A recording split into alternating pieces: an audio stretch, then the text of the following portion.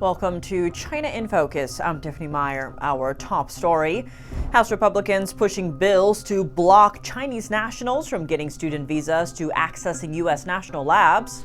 The CCP systematically recruited elite scientists, nationals of the People's Republic of China, who were trained in the West, built their careers in American labs, and worked with American funding to develop American technology. And then the CCP lured them back to China. A Chinese robotics firm is developing humanoid robots, and the engineer behind the development got his advanced education and training in the U.S. Vice President JD Vance stressing the importance of moving supply chains away from China. We can't rely on communist China to make all the critical stuff.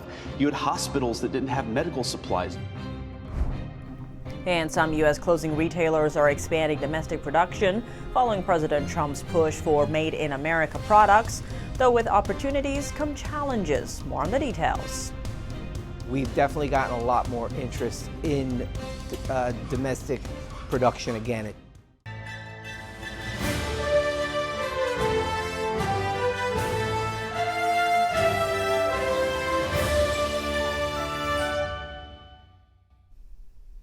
House Republicans are taking a harder line against the Chinese Communist regime. They've introduced a string of bills pushing to strip visas from Chinese students and drive Chinese scientists out of national labs. Congressman Riley Moore of Virginia introduced a bill to block Chinese nationals from getting student visas in the U.S. Almost 300,000 Chinese nationals come to the U.S. to study every year. Moore said by welcoming these students, the U.S. has invited the Chinese Communist Party to spy on our military and steal intellectual property. Last year, U.S. authorities caught 5 Chinese nationals on a military training facility. The group was caught snapping pictures of military equipment. All of them are graduates of the University of Michigan. Also in 2024, a Chinese student pleaded guilty to snapping photos of a U.S. Navy shipyard with a drone. On the other hand, a push to ban all Chinese students from studying in the U.S. would likely face pushback. Similar pushes in the past have faced criticism, accusations of xenophobia, among other issues. A ban like this would also mean American universities would lose a key source of funding. Chinese students are the second largest group of international students in the U.S. Also this week, Senator Tom Cotton introduced a bill that would block U.S. national laboratories from admitting Chinese citizens. National labs study different kinds of technology, ranging from energy to nuclear. Senator Cotton's office said in fiscal year 2023, almost 8,000 scientists from China and Russia accessed these labs. The CCP systematically recruited elite scientists, nationals of the People's Republic of China, who were trained in the West, built their careers in American labs, and worked with American funding to develop American technology. And then the CCP lured them back to China. It's a deliberate strategy to leverage U.S. taxpayer-funded expertise for the benefit of the Chinese military. He added that the U.S. has started to feel the effects. Former DOE researchers are helping China develop hypersonic missiles, deep earth penetrating warheads, and advanced submarines. These are weapons designed to outmatch and deter the United States. A report from a private intelligence firm found that Beijing has poached over 160 scientists who had worked at Los Alamos National Laboratory. Those researchers went on to work on Chinese military programs. Los Alamos National Lab is home to the development of the world's first atomic bomb. Chinese robotics firm Agibot is developing humanoid robots. They're capable of handling everyday tasks, from household chores to retail work. It's part of a broader push in China to develop and integrate artificial intelligence. The engineer behind this development received his advanced education in the U.S. and has worked in Silicon Valley for years. Let's dive in. In a warehouse on the outskirts of Shanghai, this humanoid robot is learning how to steam clothes. A couple of desks over, another robot is mastering the art of sandwich making. Their repetitive movements are not just for show. They are part of a data-driven effort by Chinese robotics firm Agibot to advance AI-powered automation. The company has nearly 100 robots working in simulated environments where they practice real-world tasks with human controllers. It starts with a data acquisition robot called the Agibot Genie 1. Each action feeds data into Agibot's central embodied AI system, refining its large-scale learning models. Yao says the simulated environments provide the bot with clear and specific tasks. You can exactly tell the robots to do repetitive but maybe boring jobs, right? And replace people, or we should say free people from those very boring or hazardous jobs. Yao says the company is aiming to hit a level of generative AI capability that will first allow the bots to understand instructions. And second, can imagine and plan combinations of different skills and objects. And then at that time, I think we could have a chance to invite the robots in our home. Agibot has released 5 robots in total, delivering about 700 to customers, primarily within China. And zooming in, where exactly did the star engineer get his training? According to his LinkedIn bio, Yao graduated from the University of Southern California with a PhD. Afterwards, he worked as a software engineer for 8 years at different companies in Silicon Valley, California. He returned to China in 2022, taking a director position at a major Chinese car company, until he joined Agibot, leading the research development. Vice President JD Vance Thursday highlighted Trump's push to bring investment and jobs back to the U.S. while speaking on Fox News. Watch. I think the president has actually been quite clear about what he wants to accomplish: build more in the United States of America, invest more in the United States of America, raise wages for workers in the United States of America, and you don't have to pay these tariffs at all. Vance stressed the importance of reshoring supply chains, pointing to the COVID-19 crisis as proof of America's over-reliance on China. We can't rely on communist China to make all the critical stuff. You had hospitals that didn't have medical supplies. You had businesses, manufacturing businesses, that couldn't get core raw materials because China was shut down. The vice president also addressed the U.S. trade deficit, which he said stands at $1 trillion, arguing that Trump is reversing decades of economic policies that put American consumers at a disadvantage. And the world expects American consumers to foot the bill for their workers and their businesses, and Donald Trump is flipping that on its head. We are not going to do this anymore. We cannot run an economy where Americans borrow, go into debt to buy things that other people make for us. We're going to make it in America. Vance added that Trump's policies are already having an impact, saying factories are adding shifts for American workers in response to trade reforms. President Donald Trump's Made in America push has pros and cons. It's prompting some U.S. clothing retailers to expand domestic production of clothing items like T-shirts, coats, and suits, but is also putting new pressure on some manufacturers. You have to make your product in America. President Donald Trump's Made in America push has put pressure on U.S. companies to make their products at home, prompting some U.S. clothing retailers to expand domestic production. Over the last probably 6 months since November, we've definitely gotten a lot more interest in domestic production again. It certainly seems to be a hot topic in the industry. Mitch Gambert, owner of Gambert Shirt Makers in Newark, New Jersey, says that while new business is a good thing, limited capacity, higher labor costs, and tariffs on materials has made scaling up and maintaining quality a tall order. I think that there's got to be a cautious approach to how much business we bring into the facility. We certainly don't want to overload it and kick out the existing customer base that has been a steady with us. But I think it has to be measured about how much we bring in. So that's going to be a challenge to sort of scale it.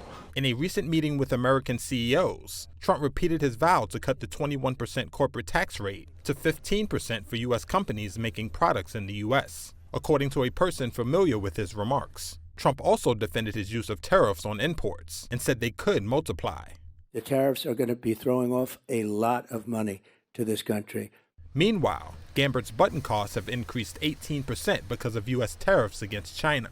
We source right now from China 100% of our buttons because there is no domestic supply chain for American-made buttons. So there's no other option for me to go. The first initial 10% increase was combined with an 8% increase on the side of China. So my prices went up 18%, which basically translates to about a $5,400 per order extra charges in just buttons alone. With the concept of another 10%, I'm probably looking at another $2,500 on top of everything else that's going on per order, which is, debilitating. Since 1990, brands and retailers have shifted to sourcing from factories in China, Vietnam, Bangladesh, and other low-wage countries, enabling them to keep costs and prices down. According to the American Apparel and Footwear Association, about 97% of the clothes and shoes sold in the U.S. are imported.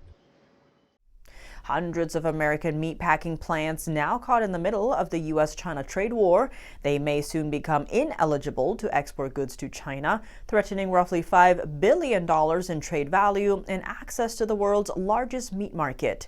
Beijing requires food exporters to register with customs in order to sell to China.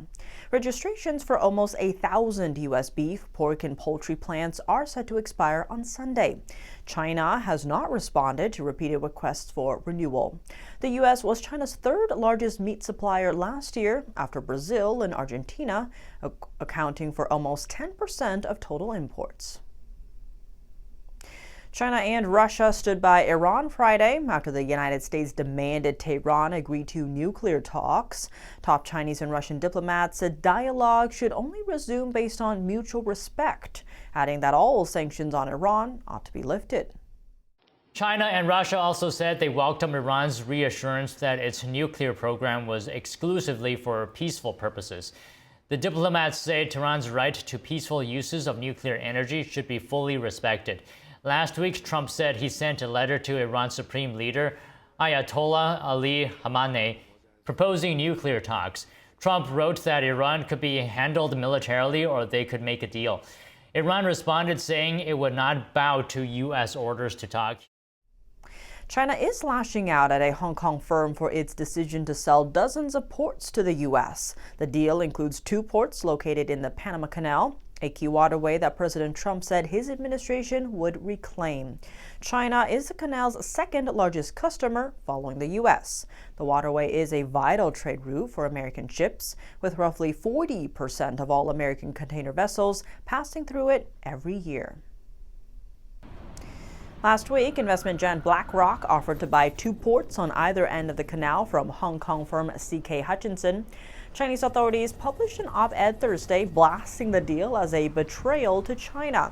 Multiple Chinese state-run newspapers ran the piece as a front-page story. The Hong Kong company's shares plunged by more than 6% the next day. The Panama Canal is key to China's Belt and Road Initiative. The Chinese Communist Party uses the project to grow its overseas influence, largely by investing in other countries' infrastructure. Beijing may also lease that infrastructure if the countries can't repay their Chinese loans. The article called on the Hong Kong firm to think the move through before signing the deal. This is seen as a common way of the Chinese Communist regime manipulating public opinion to clamp down on entities and individuals that don't fall in line with Beijing's political agenda. Coming up, Chinese authorities and drug dealers are making new moves to tackle several viruses, including bird flu in humans. A leaked document confirmed over 100 people have been affected by bird flu, surpassing the number of U.S. cases. Meanwhile, local reports are pointing to one phenomena: many young to middle-aged Chinese people have died. There are quite a lot of sudden deaths, indeed, quite a number. My work is related to this field. Many of the cases involve young people in their 30s and 40s. Taiwan's president calling for tougher measures to fend off Chinese infiltration. More on Beijing's strategy to weaken the island's defense. And Taiwan's chip giant investing $165 billion in the U.S. at a time when the island faces the looming threat of invasion from China, and President Trump stays vague on whether the U.S. would protect Taiwan. What's behind the decision? I think that TSMC realizes that it's important to have manufacturing in the U.S. from a political point of view. Welcome back to China in Focus. I'm Tiffany Meyer. As the U.S. grapples with the bird flu infection in its poultry farms, China is warning its citizens about rising cases of bird flu in humans. Meanwhile, eyewitness reports say China is seeing more deaths among middle-aged people. But reports from Chinese media on the concerns are scarce. There are quite a lot of sudden deaths. Indeed, it's quite a number. My work is related to this field. Many of the cases involve young people in their 30s and 40s. Medically speaking, it's mostly heart-related, like heart attacks. In a crematorium in China's Shandong province, on a screen displaying the identities of China's deceased, 3 out of 8 were ages 14, 28, and 31 when they died. This is not an isolated case. Many Chinese citizens posting on social media saying many millennials who were born in the 80s and the 90s have died. These posts were soon scrubbed from the Chinese internet by regulators. Chinese public security officials also issued warnings, threatened punishments for anyone spreading the death reports. China doesn't report on rising death numbers submitted by local residents, but Chinese authorities have admitted something has gone wrong in the public health sector. This Chinese TV report focuses on a recent warning from the local CDC in China's southern city of Chongqing. As of late, residents should take precautions against the occurrence of seasonal influenza, measles, human cases of avian influenza, and norovirus infections. The Chongqing Center for Disease Control and Prevention, CDC, recently issued a March health advisory. Now, a leaked document from China CDC shows 127 cases of bird flu human infections were confirmed in China as of Wednesday. 68% of the samples were from live poultry markets, and a quarter of these cases were workers in the poultry industry. The document says a mutation of the H5N1 bird flu strain has been detected and labeled as AH5N1 2025E. It warns this mutation can more easily affect mammal cells than other strains. To reflect that, the agency upgraded the risk of human-to-human transmission from low to moderate. Meanwhile, China's pharmaceutical sector is responding. A manufacturer named Zhongsheng introduced a new drug in recent days, claiming it has some efficacy in countering avian flu in humans. In fact, Chinese bird farms have been posting videos on social media for months showing their sickened or dead birds attacked by bird flu.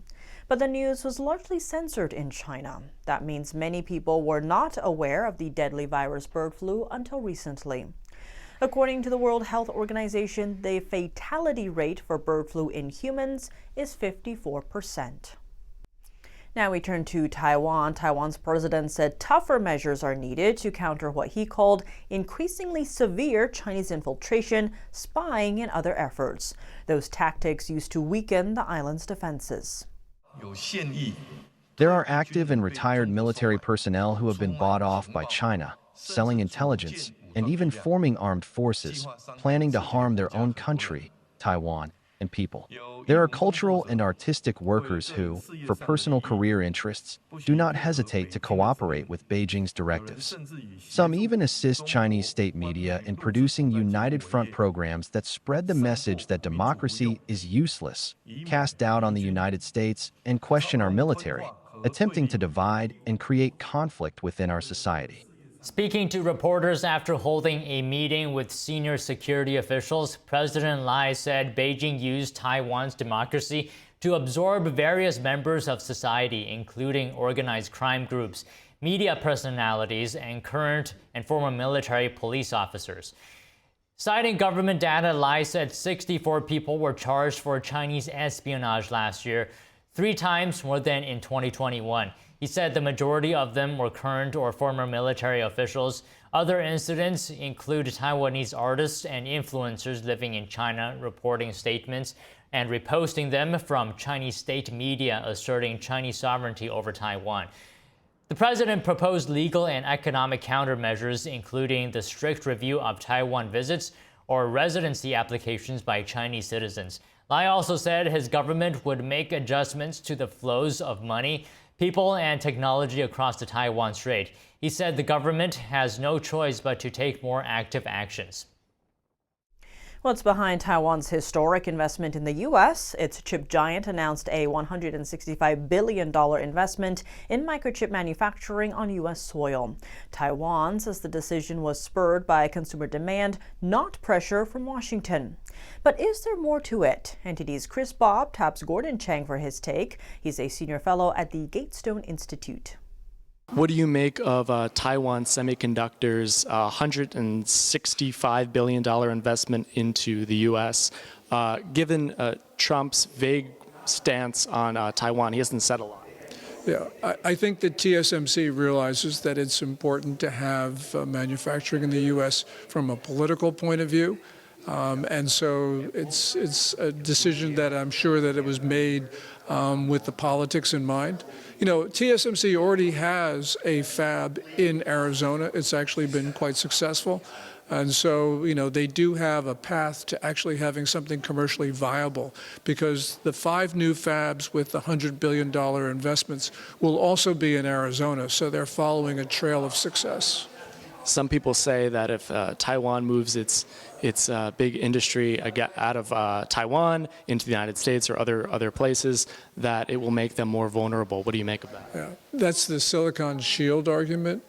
Taiwan is important for reasons other than TSMC. It has been part of our forward defense perimeter since the 1800s. We can't allow China to annex any democracy. Taiwan prevents the Chinese Navy and Air Force from surging into the Western Pacific where we don't want them. So there's all sorts of reasons why Taiwan is still important to us. And by the way, TSMC will be making its most sophisticated chips still in Taiwan, not in Arizona.